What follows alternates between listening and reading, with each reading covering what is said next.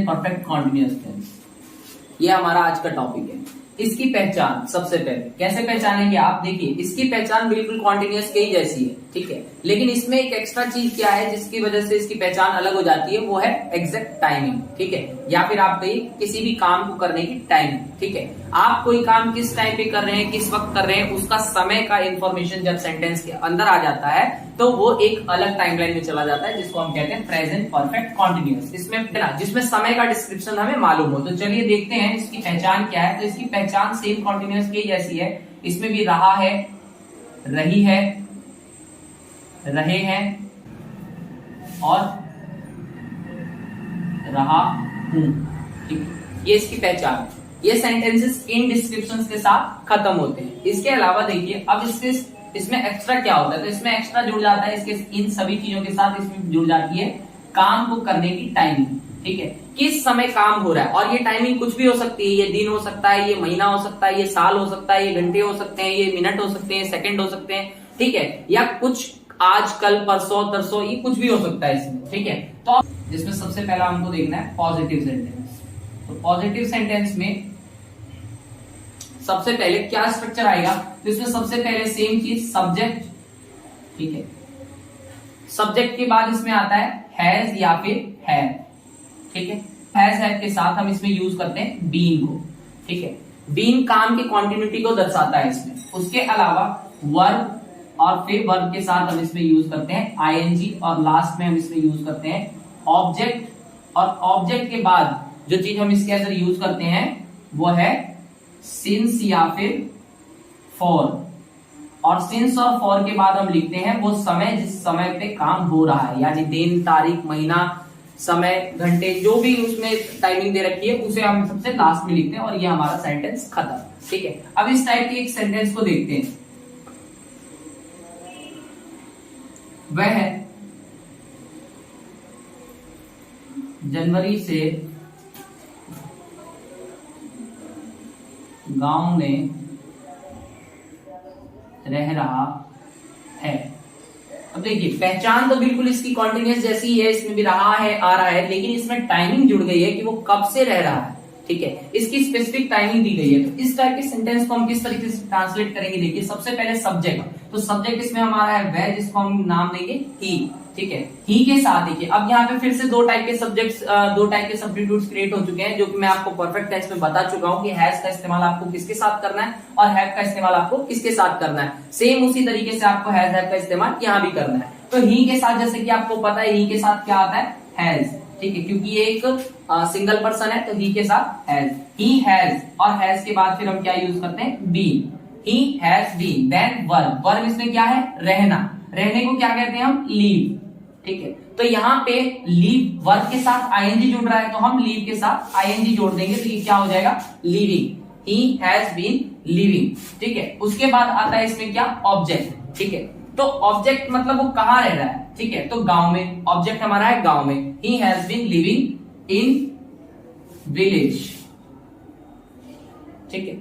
कब से, अब देखिए ऑब्जेक्ट के बाद हम इसमें यूज करते हैं सिंस या फिर फॉर। तो हम देखते हैं सबसे पहले कि हमारा टाइम आखिर किस टाइप का है, क्योंकि टाइम को समझना बहुत जरूरी है। यहाँ पे टाइम दो तरीके के होते हैं, टाइम के दो टाइप हैं, ठीक है, और टाइम के ये दो टाइप क्या है, एक होती है एग्जैक्ट टाइमिंग, ठीक है, एग्जैक्ट टाइमिंग जिसमें हमें समय बिल्कुल पता होता है कि आखिर कितने टाइम पे वो काम हो रहा है, ठीक है, और एक होता है जिसमें हम किसी भी चीज की हमें एग्जैक्ट टाइमिंग पता नहीं होती। अब देखिए एग्जैक्ट टाइमिंग का एग्जांपल क्या है, जैसे आपको किसी भी वीक का नाम पता हो, सबसे पहले आपको किसी भी वीक का नाम, अगर वीक का नाम बता रखा है तो ये एक एग्जैक्ट टाइमिंग है, ठीक है, अगर आपको मंथ का नाम बता रखा है तो ये एक एग्जैक्ट टाइमिंग है, अगर आपको कोई डेट बता रखी है तो ये एक एग्जैक्ट टाइमिंग है, अगर आपको पता है कि कितने बज के कितने ओ क्लॉक पे काम हो रहा है तो ये एक एग्जैक्ट टाइमिंग है। इसके अलावा कौन सी चीज एग्जैक्ट टाइमिंग नहीं है, तो एग्जैक्ट टाइमिंग सबसे पहले क्या नहीं है, जब हमें कुछ दिन की बात की गई हो, यानी कि फ्यू डेज, ठीक है, कुछ दिन दिए गए हो, 2 या 4 दिन, 2 दिन, 4 दिन, 6 दिन, 8 दिन, 10 दिन,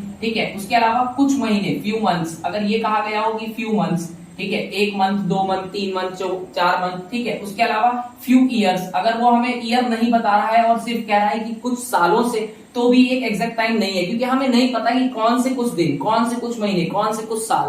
तो इस कंडीशन में, या फिर अगर आवर्स की बात करें या फिर अगर हम मिनट की बात करें, किसी भी टाइप की टाइमिंग की जिसमें हमें ये चीज एग्जैक्टली ना पता हो कि आखिर कितने टाइम से वो काम हो रहा है, तो ऐसे टाइमिंग को हम एग्जैक्ट टाइमिंग नहीं मानते हैं, क्योंकि इसमें हमें नहीं पता। ठीक है, अगर वो कहता है फ्रॉम फ्यू आवर्स, यानी कि फ्यू आवर्स यानी कि कुछ घंटे, ठीक है, 2 घंटे या 4 घंटे, तो हमें नहीं पता कि वो कौन से 2 घंटे या कौन से 4 घंटे की बात कर रहा है। ऐसे कंडीशन में हम क्या यूज करेंगे, तो देखिए इन टाइमिंग्स के लिए हमारे पास जो सब्स्टिट्यूट होता है वो है फॉर। ठीक है, 2 है हमारे पास, और जब हमारे पास इनमें से टाइमिंग्स होती हैं तो इनके लिए हम यूज करते हैं सिंस। ठीक है, सिंस। और तो अब हम देखते हैं यहाँ पे कि हमें क्या टाइम दे रखा है, क्या हमारे पास एग्जैक्ट टाइमिंग है। यस, जनवरी, जो कि जनवरी हमें पता है एक महीने का नाम है, तो हमें एग्जैक्टली यहाँ पे सिंप्लीफाइड कर दिया गया है कि वो जनवरी से, तो हमें पता है कि एक एग्जैक्ट टाइमिंग है। तो he has been living in village, तो हम जनवरी के साथ क्या यूज करेंगे, एग्जैक्ट मंथ नेम के साथ सिंस। तो he has been living in village since, और उसके बाद हम लिखते हैं टाइम, यानी कब से, तो जनवरी। खत्म। देखते हैं हम इसमें दूसरा नेगेटिव। ठीक है, नेगेटिव भी बहुत आसान है, कुछ नहीं, हल्का फुल्का, बस इसमें भी एडिशन है। ठीक है, सेम वही, सबसे पहले इसमें हम यूज करेंगे सब्जेक्ट, सब्जेक्ट के साथ सेम हैज या फिर हैव। ठीक है, उसके बाद हम इसमें यूज करते हैं नॉट। ठीक है, उसके बाद हम यूज करेंगे बीन। बहुत से लोग क्या करते हैं, देखिए हैज बीन या हैज नॉट कहां पे लगाएं, हैज बीन के बाद, हैज बीन के बाद, या फिर हैज और बीन के बीच में। ठीक है, इस बात में बहुत कंफ्यूजन होता है। तो देखिए नॉट हमेशा हैज और बीन के बीच में लगाया जाता है। ठीक है, तो सब्जेक्ट प्लस हैज है, और उसके बाद फिर नॉट, देन बीन। उसके बाद हम यहाँ पे यूज करेंगे सेम फॉर्मेट बाकी का, वर्ब के साथ आईएनजी, देन प्लस में ऑब्जेक्ट, उसके बाद सिंस या फिर फॉर, सिंस या फॉर, फिर उसके साथ टाइम। तो ये हमारा स्ट्रक्चर है नेगेटिव का। अब इस टाइप का भी एक एग्जांपल देख लेते हैं।